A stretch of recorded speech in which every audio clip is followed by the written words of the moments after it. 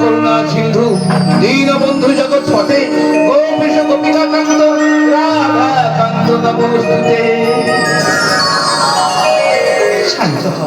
শান্ত হও দেখুন, কিবা কারণে করিয়াছে মোর স্মরণ। অন্তর্যামী ভগবান মর্তে দক্ষ রাজা করিতেছিলেন যজ্ঞ। সেই যজ্ঞে মুনি ঋষি রাজরাজনবর্গ এমনকি সকল দেবগণকে করিয়াছে নিমন্ত্রণ, কিন্তু কৈলাস ত্রিলোচন পাইল না নিমন্ত্রণ।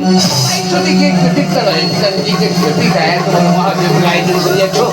মুনি ঋষি রাজরাজনবর্গ এমনকি সকল দেবতাকে করিয়াছে নিমন্ত্রণ। আমার স্বামী শ্রী কি অপরাধ করেছে পাইল না নিমন্ত্রণ? রাজা দক্ষ রোষে ক্রোধে সতীরে করেছে অপমান। সতী পতি নীলা না সহ্য করতে পেরে পিতালয়ে করে যেতে হেতেন। কি হবে ভগবান?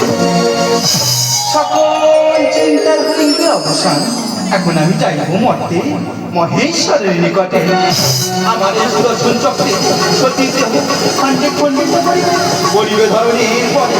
সতী দেহ খণ্ড যেখানে যেখানে পড়িবে সেটা করিয়া উঠবে এক একটা মহাতীর্থ। भैरवताण्डवस्तोत्रम् ॐ चण्डं प्रतिचण्डं करदुतदण्डं कृतरिपुखण्डं सौख्यकरं लोकं सुखयन्तं विलसितवन्तं प्रकटितदन्तं नृत्यकरं डमरुध्वनिशङ्खं तरलवतं सम्मधुरवसन्तं लोकवरं भज भज भूतेशं प्रकटमहेशं भैरववेशं कष्टहरम्। ভৈরবকে